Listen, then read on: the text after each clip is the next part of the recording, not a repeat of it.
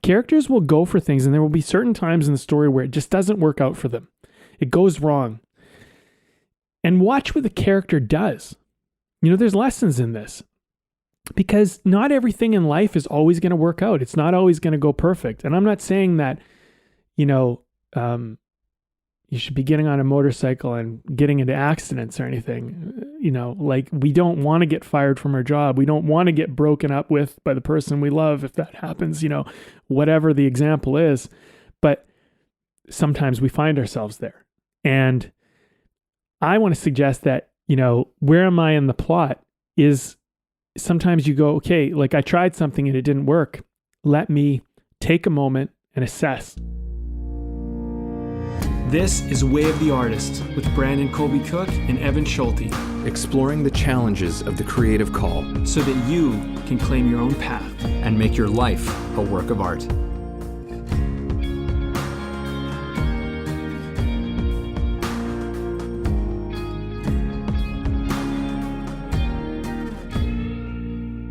What part of the plot are you in? I figured I'd just start with the title. That's what this is called. What part of the plot are you in? So in story, you plot out a story. There's these moments, you can have like a plot outline, and there are certain key moments in a story, and that's essentially your plot. Like what happens along the story, and the plot is a great way to keep track of a story, to kind of understand where you are. Are we in the beginning? Are we in the middle? Are we the end? And there are these kind of key moments in a plot where it's like, this is the inciting incident, which might be the moment where the character kind of transitions from what their life is normally like into this big adventure they're about to go on. And then another plot moment, for example, and I'm sure everybody's heard of this, is the climax. The climax is the big confrontation, the big crisis moment where you face the antagonistic force and you either overcome it or you don't. And then the next part of the plot might be into the resolution and the ending and so forth. So what Evan and I decided we talk about today is what part of the plot are you in? Because I think we can all agree, if you're listening to this podcast, you're on board with us at all, if this is your first episode, welcome. But if you've listened to anything, Evan and I like to incorporate story into everything we do. It's an important element. And we've been really venturing into the whole myth of story and how it relates to our life and where it plays a part, and why we tell story and why we make our life a story and the benefits of doing that. And this is an interesting topic because, I'll just say this before I pass it to Evan. If you're kind of like down and out and you're depressed and things are just really bad in your life and you're in a terrible moment, if that's the ending of the story, then your story is a tragedy. It's a horrible outcome, right? But what if you're at that moment just before the climax? What if you're at that moment just before the character rises up, finds out who they really are, and transcends their old life challenges and they're about to launch into something new? I think what happens for people is sometimes we get stuck in a bad moment and we think, oh man, when will this ever end? And how did my life end up this way? Or how did this event turn out this way? Maybe you're in a breakup. Maybe you just lost your job. Sometimes it's just little things, but they feel like the end of the world. But I want to suggest that that's not the end of the story. And it might be at a key moment in the story before things get really good, or it might be the beginning of a new story. And you can frame it in the sense that I'm starting off in this really low spot. How high off am I going to be by the end of this story? How cool is that going to be? And what amount of arc and growth and transcendence will I have? Because if I'm starting here, it's only going to get better. But it's all how you frame it. It's all how you look at it. And so the question is, what part of the plot are you in? And we're gonna venture into that idea and play around with it. So I'll pass it on to Evan. Yeah, I think this is a great conversation for the new year as well. This isn't the first episode that's released this year, but it's the first recording that we've done in the new year. So we're back from, eating foods and enjoying the holidays, all that stuff. So yeah, I think that this is in terms of a lot of the things we've been talking about recently, which seems to be what's of greatest interest to us right now. But it's also great, I think, for the beginning of the year where it's that token time where everybody's making resolutions and things like that, which, we've done podcasts on that in the past where, we're not really big resolution types of people. I'm, if anything, I like to create intentions and things like that for the new year as far as just setting directions. But resolutions, I think there's enough evidence to show that for the most part, resolutions don't typically work. So finding a different way into it. And I think that this conversation has a little bit to do with that in terms of like, okay, well, let's just evaluate where we are right now. Like, where am I? What are the things that are happening in my life right now? And not just taking that as like a laundry list of things, but incorporating this element of story and myth and just bringing that creative sense and creative sensibility and applying it to our lives. I mean, stories are not, they're not something that's removed from life. They're actually supposed to say something about life. They're actually supposed to tell us about the big things that go on all the time, that are going on in our lives right now. And great art wakes us up and makes us pay attention and makes us remember that these things are going on, right? So I think that very often we don't, we sort of take stories in and I think many of us just take them at face value. We're like, oh yeah, that was a good story, blah, blah, blah, blah, blah, blah, blah. But to take that next step, that next place where you start to look at your own life and say, okay, well, what does this have to do with my life? How is this like my life? And certainly the story that you heard or watched or whatever might have really, crazy, outrageous things, but like those are all just representations of everyday real struggles and real things that we confront, whether they're external or internal. They're a representation of the things that we have inside of us and the things that we're dealing with on a regular basis. Maybe we're not fighting King Kong inside of, giant robots, but we are fighting with a really destructive behavior that we have, or we're fighting with having that really tough conversation with a family member, a loved one, whatever it is. These are big things, like that, like it's like that. King Kong is that conversation that you're resisting to have in a way. And we can start to look at these things from those types of perspectives. But that question, what part of the plot are you in right now? Most of us have heard enough stories and seen enough stories that you can start to pick out, we're all pretty intimate with story on a certain level. It's just how much time do we spend really thinking about it? And, is this the moment where like everything that you thought you knew has just completely come out from underneath you, right? And you're just setting out on that place. And hey, there's going to be a journey of all kinds of highs and lows and things like that are going to come with it, but it's not that's not the final part of the story. Or maybe you've been in that part for a little while, and maybe you're just having this, you've met somebody, some new person has just entered into your life, and they're the wise sage who's guiding you to something new. Who knows, right? There's these characters that can appear, and they can give us a sense of where we're going, that these things are not just random chaotic events. I mean, you can certainly look at it that way, but in terms of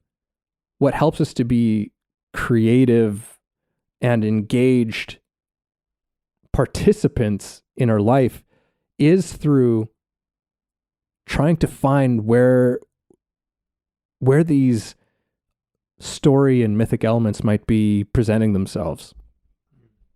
I love how you said be a participant in your life. I feel like that is such an important element of what we've been getting into with this conversation, but recently with all of these conversations. And I think that is one of the things that we can all struggle with in various degrees, because there is a certain amount of like, I just want to feel good and I'm just going to distract myself. And, and you have your vices, like maybe you're just watching a lot of TV or playing video games or drinking or whatever it is that you might do to just feel good. And yeah, you're kind of there, you're kind of participating, but you're not engaged in life, and you're actually disconnected from self. And I think there's and look, I'm not saying that I'm not doing this myself. I mean, definitely this is happening, and I can remember certain periods in my life where it was happening more, and certain periods where I was just right on the ball. I was so engaged and my life was just, I was just so in it. And, this is a real struggle that we all kind of face, and the lack of purpose and the lack of meaning. I personally believe, and this is just my opinion, but I personally believe that leads to depression, and it leads to emptiness, and it leads to a series of negative consequences that once you allow yourself to go and you refuse to do anything about it, you have to live in it. And the only option is to try and escape and run away from it. And you could do that indefinitely and never tell a story about your life. And everything can just be like, oh, I'm just getting through the day and I'm just paying the bills and and you're just waiting for the weekend, or you're waiting for the thing to pass. And then you can be like, okay, finally I get some relief from it. That is an approach. I think that when we truly look at ourselves, I don't think that's the approach that we would like to take. I do understand that there's a certain amount of like, I don't know what to do.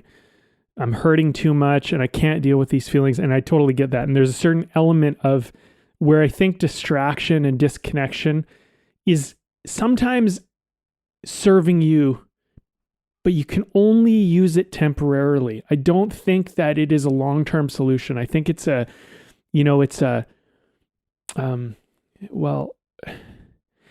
here's an example. Because I feel like sometimes these things are hard to relate to, especially when we're talking about like heavy concepts like life and who you are as a person. I've been motorcycle riding and I'm getting better every day, and I'm learning and I push my skills. And one of the things that I sometimes occasionally do is I'll watch educational videos on motorcycling, and I'll look at like maybe what someone did wrong and how an accident maybe occurred and how it could be avoided, and what happened and where the motorcyclist went wrong. And if there's certain principles to motorcycle riding that if you learn them, you can essentially be safe, barring certain elements. There's certain things that are just like, okay, this is a freak accident. Nobody can really predict that happening. There's a certain amount of, there's a little bit out of your control, but to be a good motorcycle rider, which is an intrinsically dangerous activity if done carelessly. But it's not that dangerous if done with education and awareness and whatever. Here's my point. On some of these videos, you'll see a crash.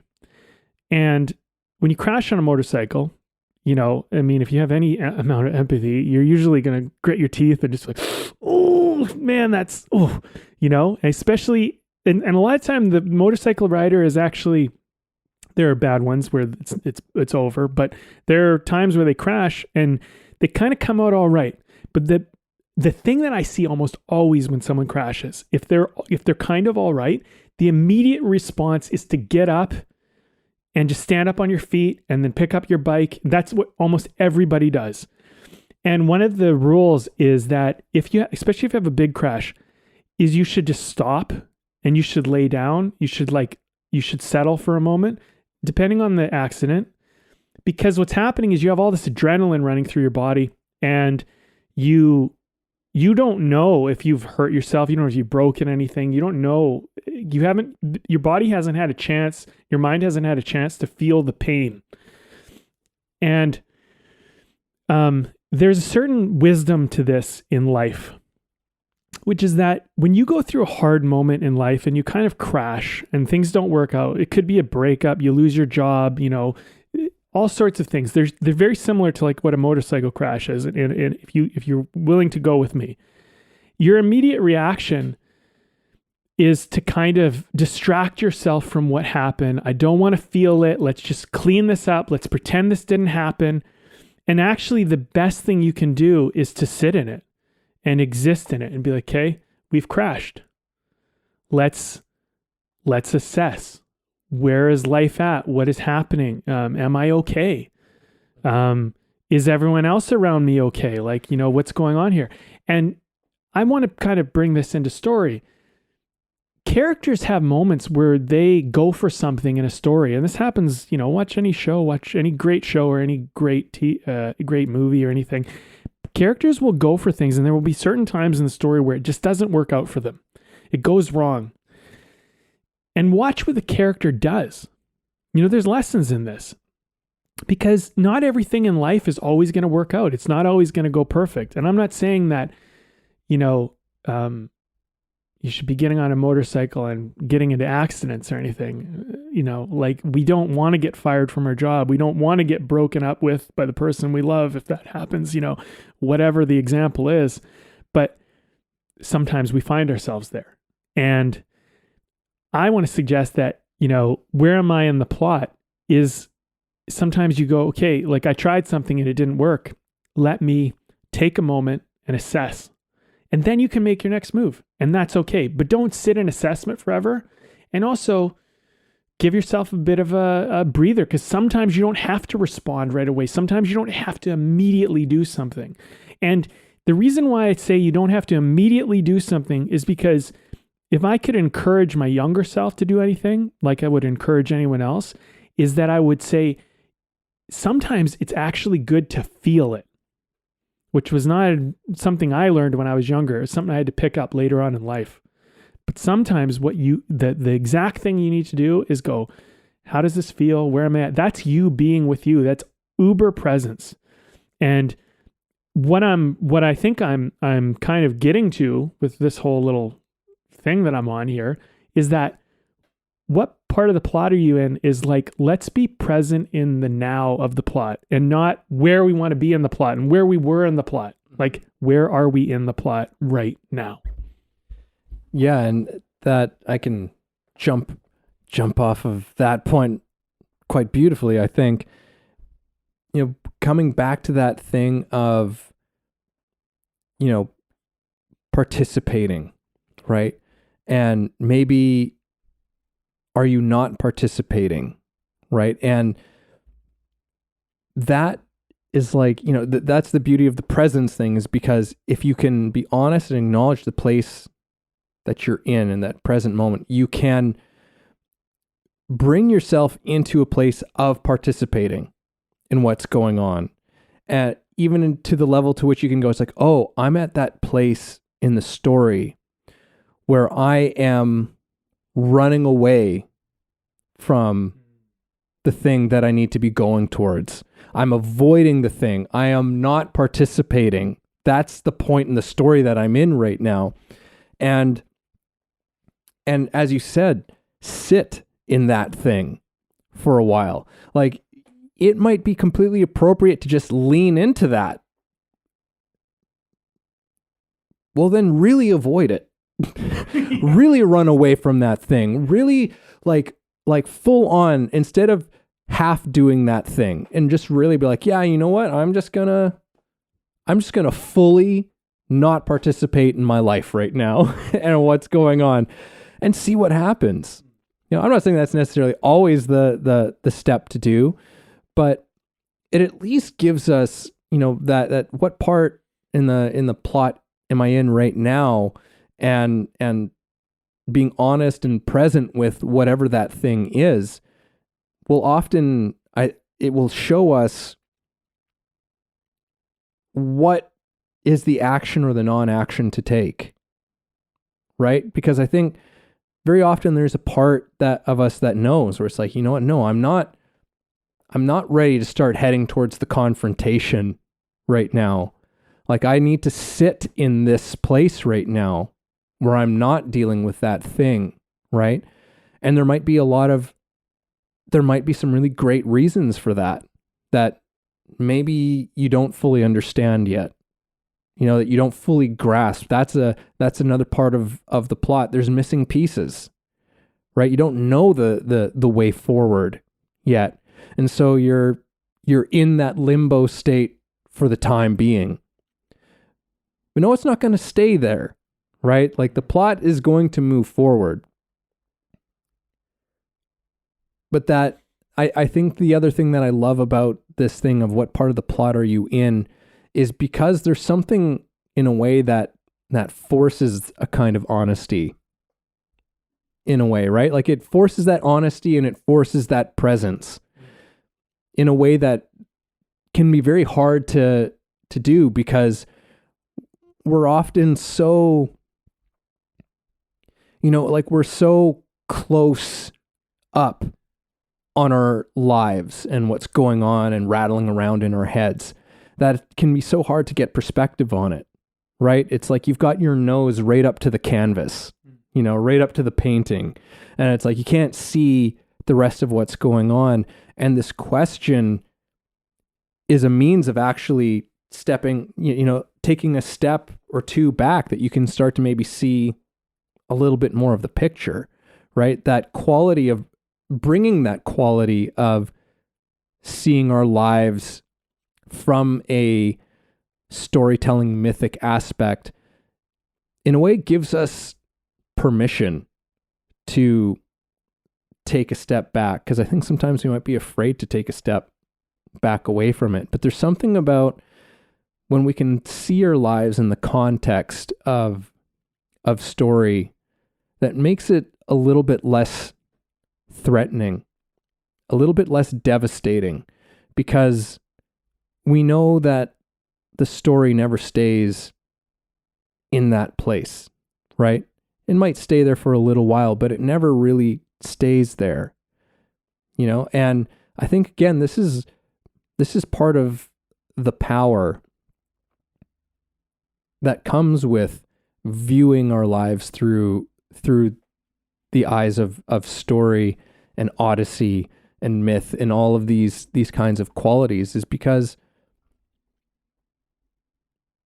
it can allow us this sort of honesty and presence with our lives that you don't get from just being analytical about it, but instead, holding yourself and your life up there with the great characters of all time, past and present, and just like put yourself there, because those stories, those characters, those people, that shit's about you. That shit is about you, and you are about them. Like, it goes both ways. There's a relationship that's happening there. It's not just something that's being cast upon you, thrust upon you, right? Every single one of us as human beings was and is the inspiration for these characters, right? They come from us, and then they're like returned to us. It's that cyclical kind of relationship. So we shouldn't have any cause for hesitation to not allow ourselves to do that. I think it's a gift to allow ourselves to do that for all the reasons that we're talking about. Man, I love that perspective of put yourself up there with the great characters. I mean, why not? I mean, why position yourself as like somehow like that you're just that's them and you just don't add up.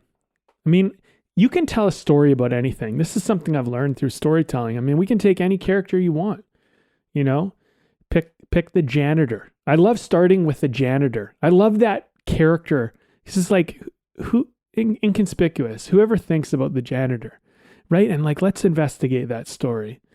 And what's their family like, and what do they care about, and what's going on for them? And maybe you're a janitor, or maybe you're something like this, and you think, well, I'm just a janitor, I'm nobody, and blah blah blah, and no one cares about me. And it's like, no, but your life could be the fucking great tale of our generation. And you think, oh, it's your opinion, it's your view of yourself, and part of the flaw of that character is that he doesn't see, or she doesn't see, whatever, that they're important. They don't recognize that they matter yet. And maybe the story is about why they matter. See, the story is manifesting. Now it's beginning to build. Now we care. And here's the one I want to get into, because there's so many things about this conversation I want to talk about. Wonderful things. But here's another thing. One thing about story that I've learned too is like, one of the questions you have to ask, or you get asked when you're a screenwriter, specifically when you're a screenwriter, because the film industry, it's so hard to get a movie made. Like, yeah, they get made all the time. Shows get made all the time. But the amount of stuff that's out there, and like the amount of ideas that you have as a writer or creator or showrunner or whatever that don't end up getting made are so many more than what do. And, there are the occasional people that they just have this spark of inspiration, and there's this one idea and they just run with it and it works. But that's not the norm. That's an anomaly. But the question you get is like, why should I care about this story? Who cares? And you need to answer that question. And, as a writer, you go, well, that's an almost existential question. Like, why would anybody care about any of this shit? And then you think, well, is this story just like, and then another thing with the film industry, which is so demanding of storytellers, is that, well, that's already been made before. That's this movie, or that's this show, or, we already have one of those in development. And you gotta try to find some new territory that hasn't been explored. And so, I'm thinking about it and I go, well, why should I care about this story? The number one thing is, if it's your story, you should care about it because it's your story. I mean, because you're the only one that's going to get to live it and tell it. So you know what? Like, first of all, it matters to you. And the number one rule I've learned about storytelling is never make anything for anybody else. The only thing you ever make is for yourself. And this is a fucking hard rule. And I don't even believe this is opinion. I think this is the fucking facts. I think this is the truth. You make a film that you think, or a story you think matters. And then, because you care, there is the assumption that there's someone else out there like you who cares. And in fact, there might be 100,000 or 1 million or 10 million or whatever people that care about this thing just like you do. And if you make it and you care, you have the best likelihood of finding other people that will care too. And that is the breeding ground for great storytelling. So, if you care about some story going on in the media more than you care about your own life, that is fucked. I mean, it's not narcissism or arrogance to care about your own story more than the other stories in the world, but you're not casting yourself as some secondary thing. You are living your life. You matter. The things that, the things you're doing, whether you're a janitor or whatever you are, I'm just using that as a character. I'm not talking down about that job. The thing is that we maybe you work at McDonald's flipping burgers and you think, well, who am I? I'm not Elon Musk. I'm not this, I'm not doing these things. Who gives a shit? I might want to know your story. Make me care about it. Get me involved in it. Show me what it's like. And then, it's like, well, this character isn't doing anything. They aren't going for anything. What if on great initiation? What do you want to go for? What do you want to do? What if the burger flipper went for something? What if the burger flipper was the person that witnessed something that no one else witnessed and they were the only one that could speak up about it? And like, let's go down that fucking road. And there's a certain amount of like, you start to investigate this stuff. You can start to go like, I want to find out what happens. I want to know how this plays out. if you can get that kind of investment in your life, I think that, where are you in the plot can be an exciting proposition, And I think, a lot of this year, for me is just about reframing things, and looking at things through a new lens and repositioning my point of view of it. And, I suppose looking at things with a sense of possibility and, being very careful about not letting myself end up in a place in the plot that I don't want to be in. Like the end of the story when I'm in a hard time. I'm like, no, that's not a good place to be. If I'm in a hard time, that's the worst place to be. Let's either be at the beginning or let's be at the point where it's like the rock bottom moment where we're about to rise up to the climax. Like, let's position ourselves there in the plot. And I think that's empowering. And, my final note here, Evan, is just, I don't think it's chaos. I think people can make an argument. It's like, nothing means anything. Everything's just random. I think you can make that argument, but I just don't think that it does any good. I think it's a silly argument to make, and I think it's a silly position to take. I think it's a much better position to take, this kind of like, let me put myself with the best characters of all time. Let me position myself and go, you know what? This is just like Rocky right before he's about to walk into the fight that he knows he's going to lose. This is just like that. What did he do? What happened in that story? How is my life like that? How can I be like that? And then that's the myth. That's where we use that reference point to be like, if my life was going to be a great movie, what would my character do? How would I play it out? And then you participate in that. There are so many big things that are going on inside of us. Like one of my big lesson days in some of my classes is there's never nothing, there's always something. And that idea of, oh, well, who am I? I just flip burgers. I'm just a custodian, I'm just like, who am I? It's like, there are such big things that are going on inside of you. It doesn't like that whole thing of the thing that you do, like what my job is right now is so unimportant to the thing that I think we're talking about. Because despite all of those things, there are incredible feelings, incredible experiences, incredible desires and passions and things that are as big and real and powerful as anybody's. Sometimes we just need to pay more attention to them, but they are no less real and no less small than anyone else. So, we have to pay attention to those things. And again, that, what part of the plot is this? Well, if that's where you're at, then that's the part of the plot, right? Maybe this is a low part in the plot where it's just like where you're coming to understand that you are more than you thought you were, which is kind of just that point right past like the darkest moment, your rock bottom, as you call it, like where it's like, because at that rock bottom, there's this realization that happens there, that in the plot, that rock bottom moment is so important because it's what gives you what you need to face the thing. Because the climax, yes, like in terms of how we view the climax in a story as spectators, is like, ooh, it's the exciting thing. But for the person who's doing it, it's still scary. Yeah. But it's just that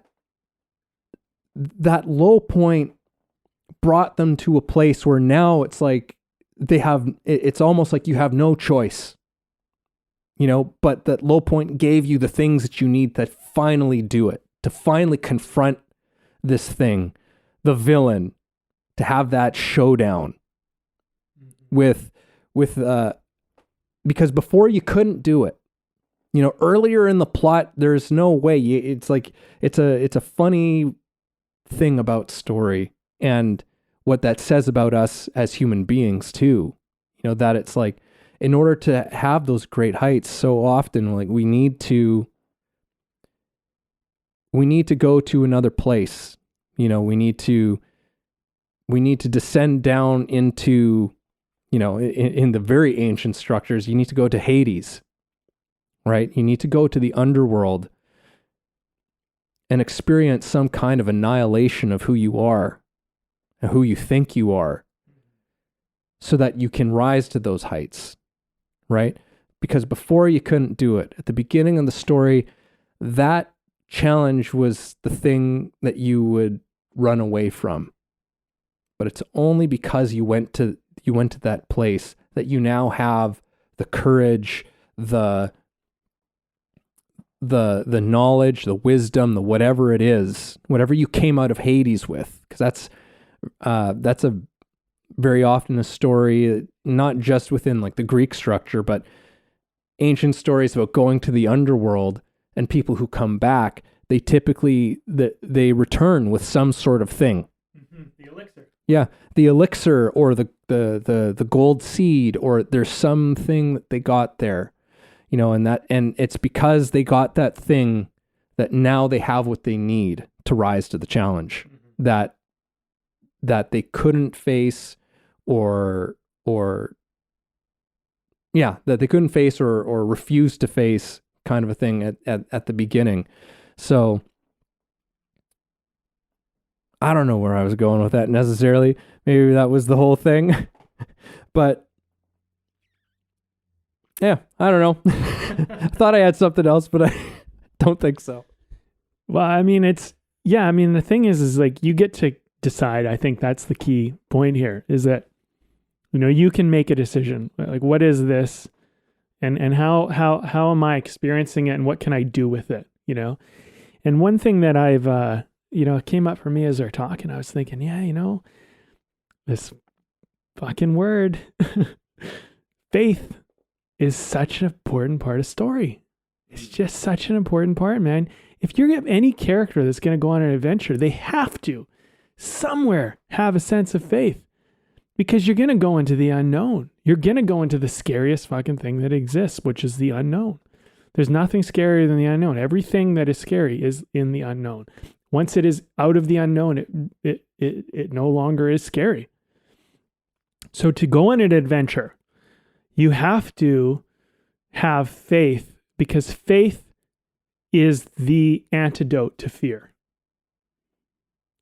And there has to be a point where you believe that despite how scared you are, that you're going to come out victorious.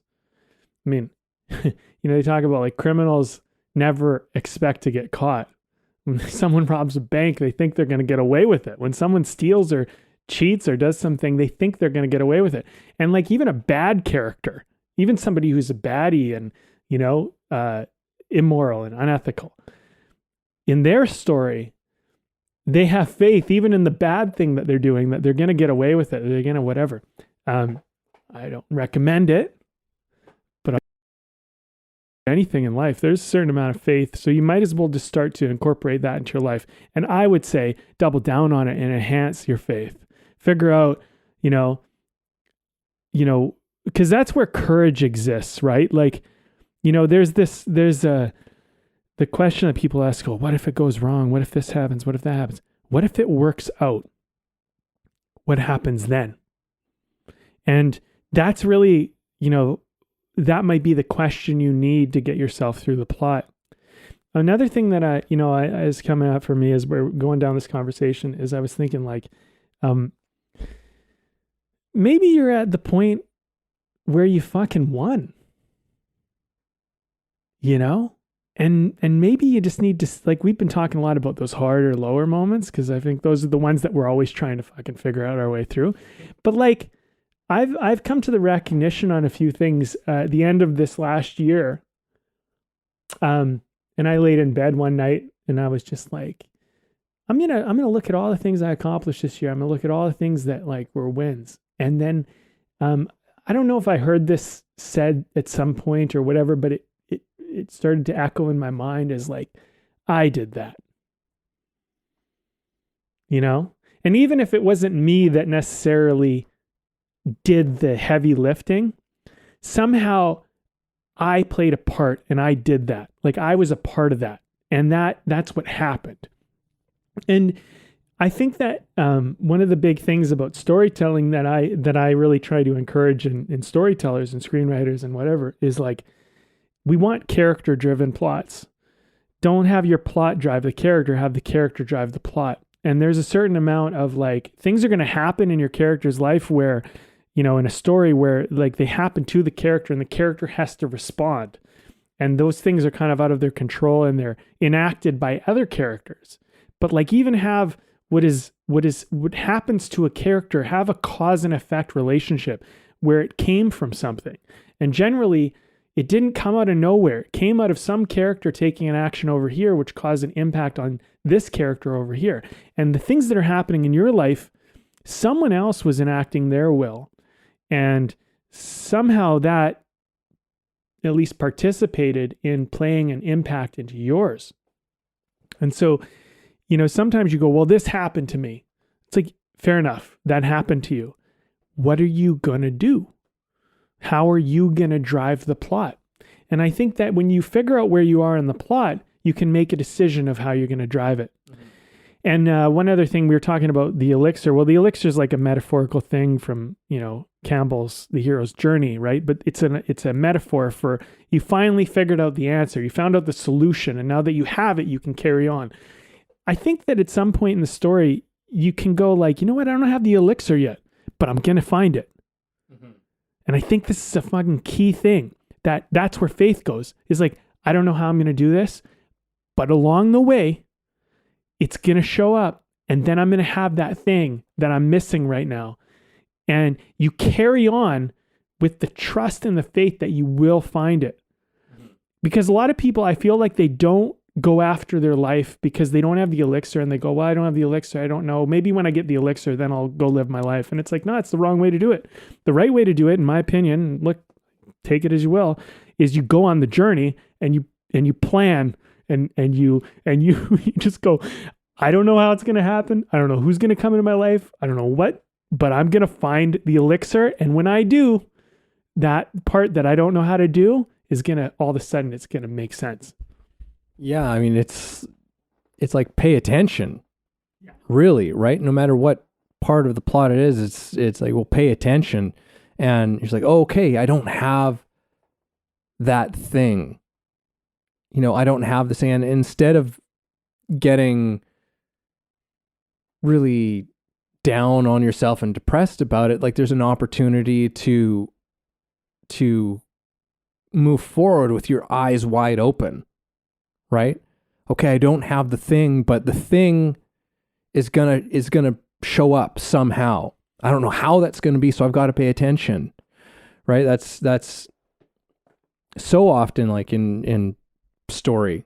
Like there's the unexpected thing that arrives that has the thing that maybe even the character was, you know, scoffing at or just being like, ah, you know, and that turned out to be the very thing that turned out to be the elixir that was being offered to them.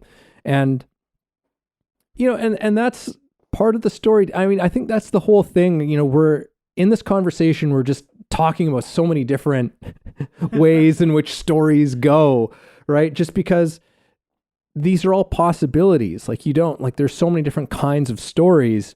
And, you know, sometimes there's, as you said, that decision, what you're doing is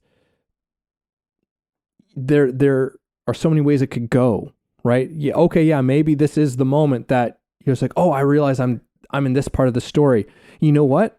I'm going out there and I'm gonna, whatever it is, I'm gonna go and I'm gonna confront this person about this thing, right? And that's you're in that place to go and do it. And for someone else who's like, you know what? I'm not there. I don't have whatever it is to do that yet. Okay. that's the part of this plot that you're in. It's not a better or worse. It's just a pay attention thing, right? Like pay attention to what's going on, coming back to the presence thing, the presence and the honesty. Like that seems to be, at least for me, recurring in this conversation because of how essential it is. And again, why I'll advocate for what we're talking about here, and this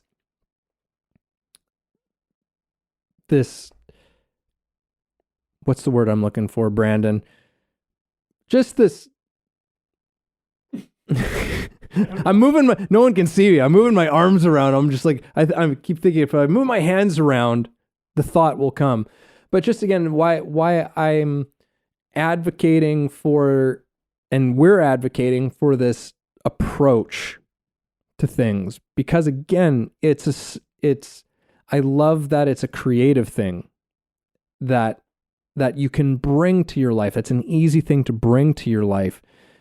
A new way of contextualizing and perceiving the lives that we are in the midst of, because it can help us get to that honest point.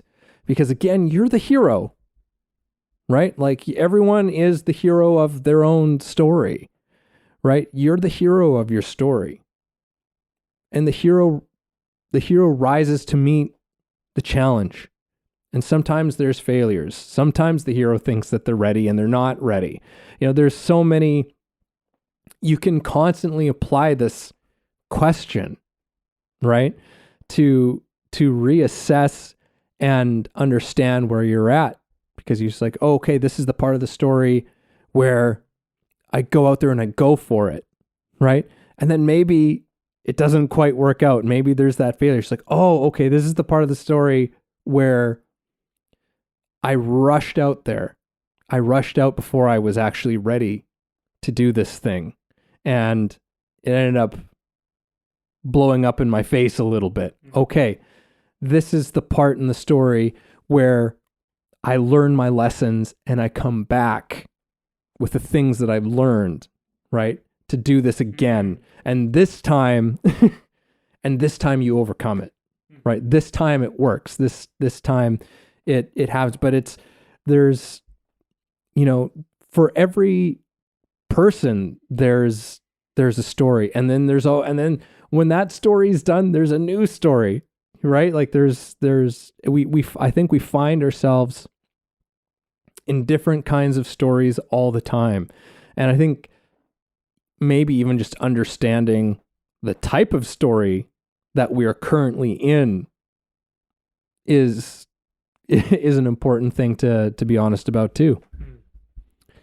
Man, there's so many great things about this particular conversation for me, because like I've been looking a lot at purpose and like why do I do what I do? Why do I even care to do what I do?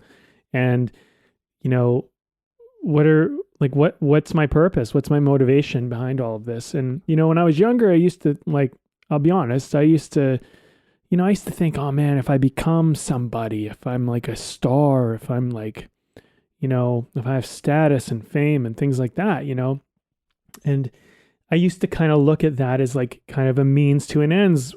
I don't know if I was even aware and fully understanding of what I was doing, but in my, wiser years, I look at it and I go, well, I guess, I was just a kid that was after love and acceptance. And, and he thought maybe if he became somebody that people would pay attention to him, because, I felt ignored and I felt like, neglected and, and that was my experience. And so then I thought, well, if everybody kind of saw me, then they would pay attention to me and, and maybe that's what I need to do. And so I went on that journey and, I got to a certain point in that journey and I realized, this isn't what I thought it was. It's not, I was confused. I was incorrect. Being a big deal or being famous or everybody knowing you isn't necessarily what gets you what I'm after. And I'm like, what am I after? I got to ask this question again. And it's like, and then I tried to go back to like the way I was doing it. Like, let me kind of share my successes and show everybody what I'm doing. And, and then that'll get it. And it's like, no, this isn't working. It isn't doing it for me anymore. It's fucking, there's something wrong. And so this is the character learning, right? This is a flawed character, which is, I'm flawed like everybody, but I'm flawed and I'm looking at the world wrong. And the elixir to some degree is that I begin to see that you don't have to be anybody for someone to love you and accept you. And, there's a whole thing going on for like men right now, and men struggle with this, and, I'll just speak up. But a lot of men feel that they are only as valuable as what they can provide and contribute. And there is a seed of truth to that. And in this world, as a man, we learn very early that you need to provide, you need to contribute, if you want anyone to care about you, if you need to matter, it's about what you can give. And we have to fucking figure that one out. And there is a certain amount of truth to that. One of the things that I think men struggle with is recognizing that they could be loved and accepted simply for who they are. And sometimes, and this might happen for women too. I'm not a woman. I'm not going to speak for that, but I'm going to say for myself, for me, what it took was losing everything to realize that people still loved me. I had a point where I'm like, I got nothing to offer. Why would anybody even give a fuck about me in the slightest? I can't give them anything. I can't offer them anything. I'm fucking broke. I'm depressed. I'm a mess. And like, what in the world would anybody give a shit about me for? And then I realized that I was like, if I fucking died, there would be people that would mourn my death. There would be people who would actually care, and it would make an impact. And then what I would leave behind, the mess that people would have to clean up, and, and they'd have to go through my stuff and all of this shit. And I was like, okay, you know what? Wait a minute. There's a certain amount of me that matters without me doing anything. Now, me doing stuff does contribute to my value to the world. I'm not going to say that I can just be a floater and just exist and then I'm just good, because like at some point you have to recognize, hey, okay, I need to participate to the tribe, to everybody, to things. I need to give something. Otherwise, like, and you actually want to. And so that's where I've come to this point, Evan, is like, what's my purpose? Why am I contributing what I'm contributing? And so I'll just share this. One of the realizations I've come to at the end of this year was like, why do I tell story? And it's like, why do I care that other people tell story? And why am I sharing this? And why am I teaching this? And, because it's not to become a big deal. I don't care about being famous. I don't even really care about being wealthy anymore. And none of that shit matters to me. But story saved my life. Because when I was in my lowest moment and the story was over and I was facing the valley of the shadow of death and looking at my life and going, what's the point of me being here? I came to the recognition that I can tell a new story, that this doesn't have to be the end. And I think that's why I care so much about telling people how to tell story, because I look at people and after you get depressed, after you go through situational depression and you have an enlightenment, you realize that other people are in it too, but don't know it, just like you didn't know it. And then you go, fuck, I could help them.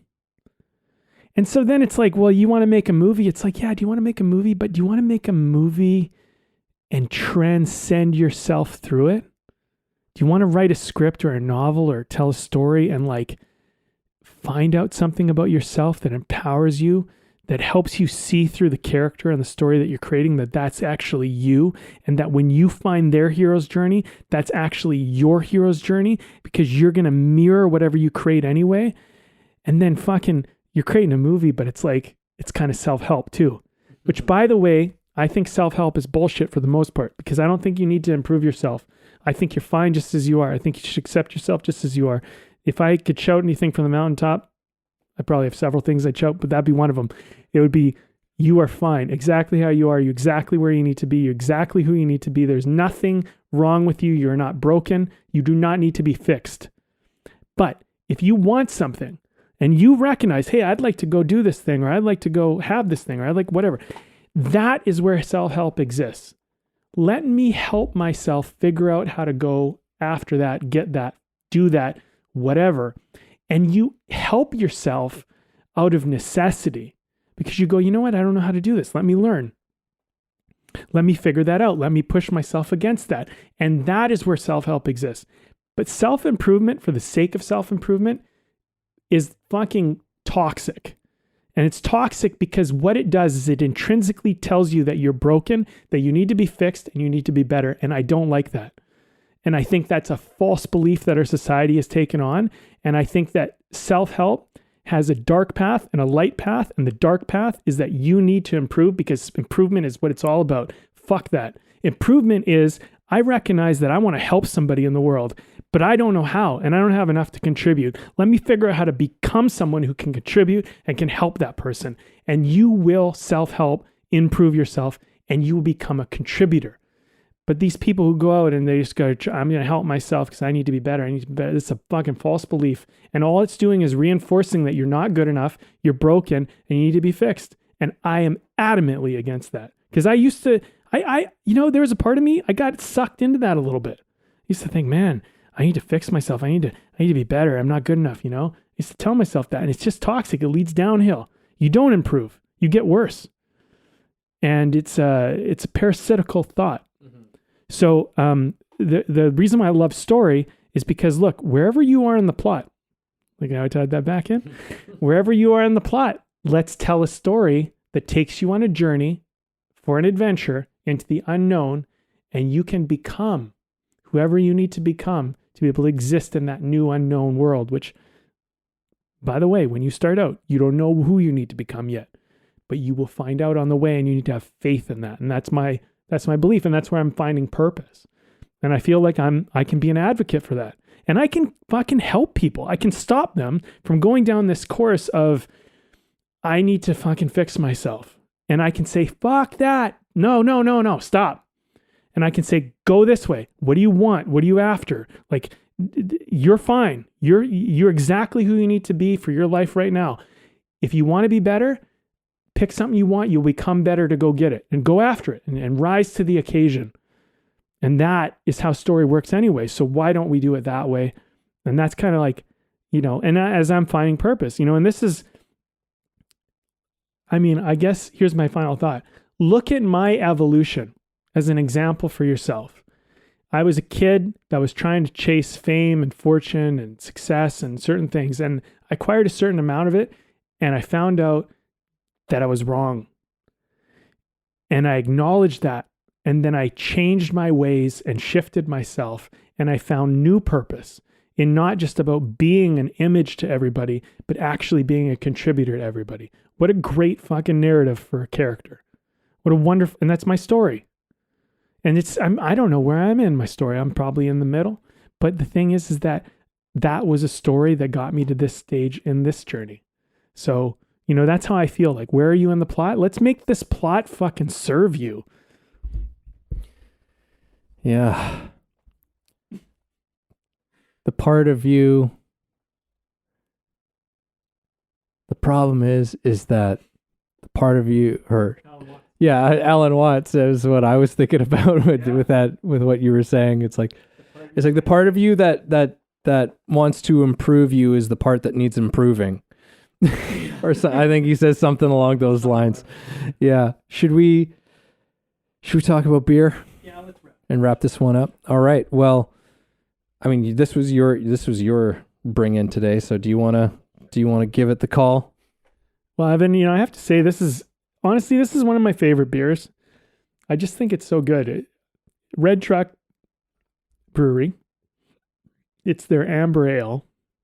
And I just think it's such a good beer. It's a good, affordable beer. It's a tasty beer. It's a high quality beer in my opinion. And I'll tell you, the moment I realized that this was one of my favorite beers was, I feel like a good story sometimes tells. I went for a bicycle ride with my brother. We rode our bikes all the way around Vancouver, around the seawall, and we'd stop at craft breweries all the way through. And then one of the last breweries we hit is Red Truck. And it was a summer day, I think it was a couple years ago, and he got an amber ale for us. And I was like, this is the fucking most delicious beer. And I had already had a whole bunch. And I was like, "Good. This is so good." And I was riding back on the sunset, enjoying it. And I was like, maybe the beer, maybe I'm overhyping it in the sense of what the beer is. I don't know. But I can tell you that it's tethered to that moment of riding my bicycle home, having that beer, sunset Vancouver on a beautiful summer day. And it's like, you know what? That's what that beer is to me. Beautiful sunset summer day. Man, should shoot an ad just like that. Yeah. I know it's not an ad. We're just Yeah, no, it's good. It's really good. It goes down easy. It's got lots of flavor, but yeah, easy to drink.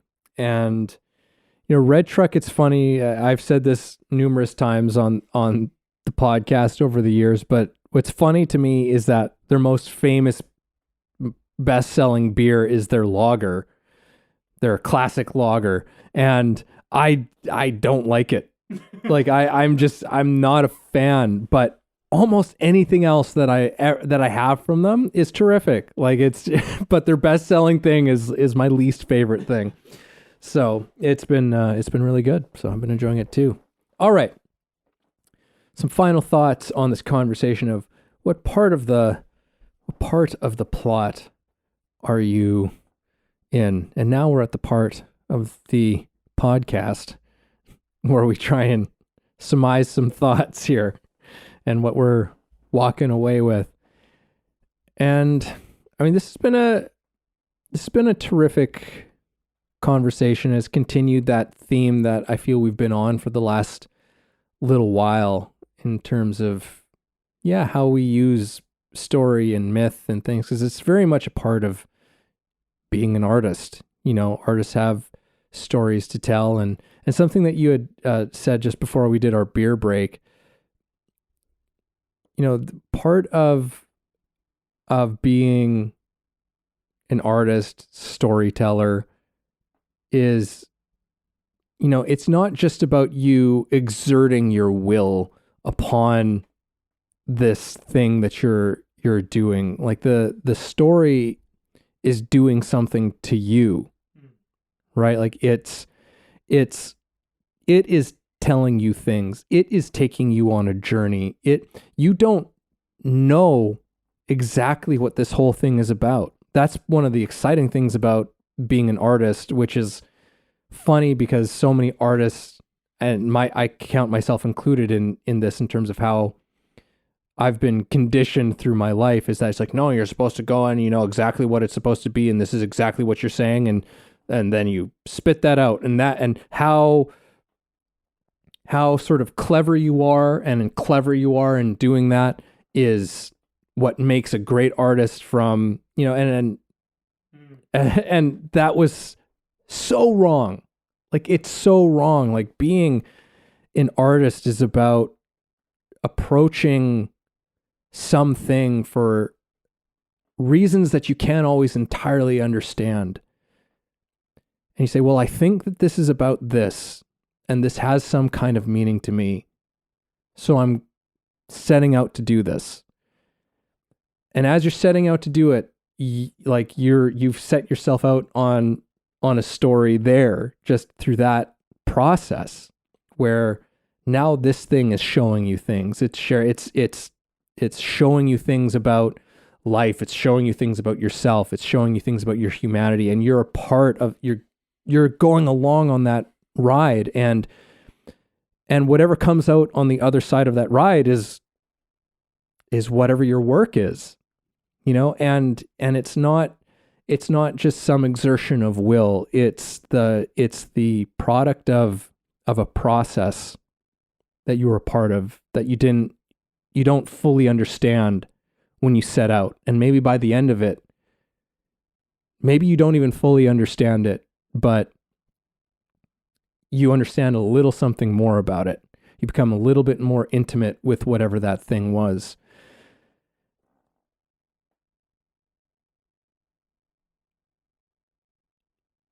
So yeah, bring that artistic sense to where you're going or what you're doing. What's the part of the plot that you're in? And this is, in so many ways, maybe of all of our podcasts that we've done, this is maybe one of the most simple and practical questions that brings artistry to your life. What part of the plot am I in right now? Like it evokes so many qualities of a true and great artist.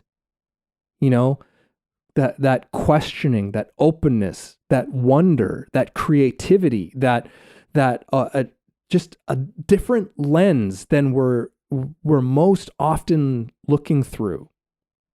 You know, like it's just like, let's look at our lives more metaphorically, a little less literally. Let's look at the themes that are shaping things. Let's look at the forces that are going on here that I'm a part of. You know, that I'm the hero in this story, even though I might not feel like a hero right now. That's the part of the plot that I'm in. I'm at the part of the plot where I don't feel like I'm a hero. I feel like I'm a fucking nobody. Mm-hmm. But then the hero becomes the hero. They don't necessarily feel like a hero. They just went to the place they needed to go to, right? And it took something that they didn't think they had to do it, and they did it. You know, that's just one story. That's just one story. What is your story? What part of the plot are you in? It's a powerful, powerful question, and I'm really gonna hold on to this one. Wow. Okay. A couple things you brought up over the course of this conversation have really landed with me. One is that the character isn't necessarily experiencing what the audience is experiencing. I think that's a really important takeaway from this conversation, which is that like when the character's in their lowest moment, it's really fucking hard for them. And then they might find the elixir and they get the hand of God moment and they break through and they find their way to rise up to the climax or whatever. On their rise to climax is still fucking hard. At the climax is scary. Everything's scary all the way through. And even and then at the climax, you know, you might be like, yeah, they fucking won. Like they did it. They overcame it. They whatever. And it's like that character might just feel relief. They might not even feel good about the ending of it.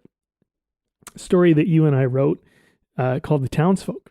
I love the way it ends. It's one of my favorite things about the whole story. And I've been reworking it and playing around with it, and it's been inspiring a lot of stuff. But you know, the ending scene is like, it's a horror movie. And at the end, they, you know, let's just say they win to some degree, but it's like, did they really win? Like how they drive away. And that's such an important point. And there's something about that gives that story weight to me, where it's like, yeah, like it's still horrific. It's still brutal. And it's like, they're just kind of like relieved that it's done, but it's not really done. And I think this is an important point for us to remember when we look at our own lives, is that there's no sometimes there's no moment where you just go, oh, and I'm done. And it's just like, I can celebrate now. It's like sometimes winning your story is just getting to a point where you resolve something, and it's a fucking relief. And you don't have to carry it with you anymore. But you can step back, I think, and be an audience member of your life, which I think is an important element of this story, which is that you can step back from not just being in your life as the character, but step back and watch your life and go like, you did that. Look at you. Look what you did. And like, and appreciate it from an outsider, looking at your life, observing it and going like, you know, that character, like there's moments where characters do things and like that character might not feel great, but I feel great for them. And you can give yourself that. And, you know, I always try to think of it like, you know, you're watching your life at all times while you're living it, or you can at least.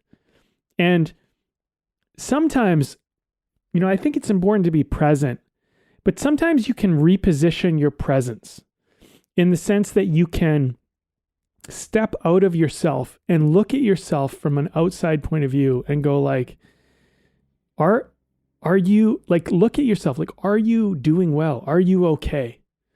And if I was to look at it like almost like I personally look at it a bit of a spiritual thing, but I think of it as my higher self can come in and be like, yeah, I know you're really scared right now, but are you okay?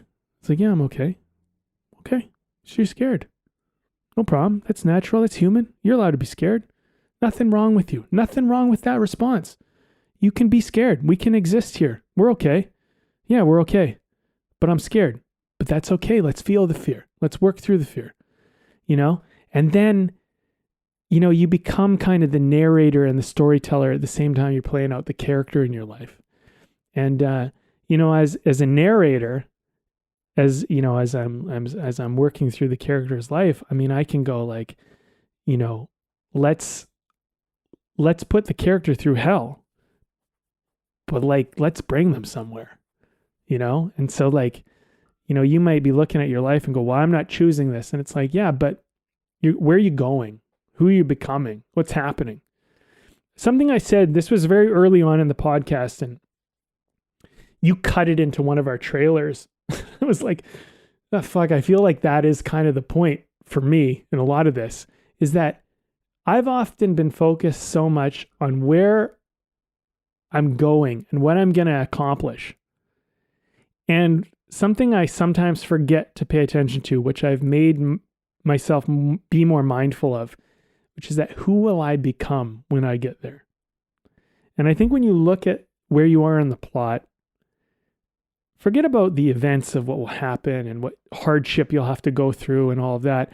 And think about, if I go forth and I do the thing that I need to do or want to do or should do or I know is good or whatever, who will I become by going on that adventure and that journey and rising to the occasion?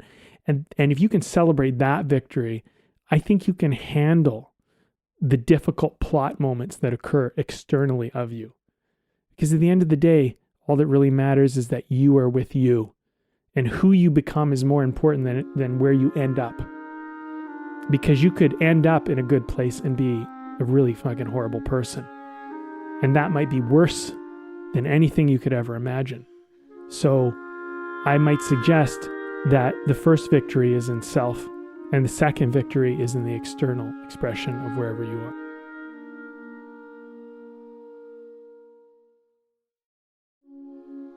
Thank you for listening in on our conversation today. We hope you found something helpful that you can carry forward with you. Head over to our website, wayoftheartist.com, for more free exclusive material and learn about the show. If you haven't already, please support us by subscribing to the show, sharing it with people you know, and keeping compassionate, creative conversation going.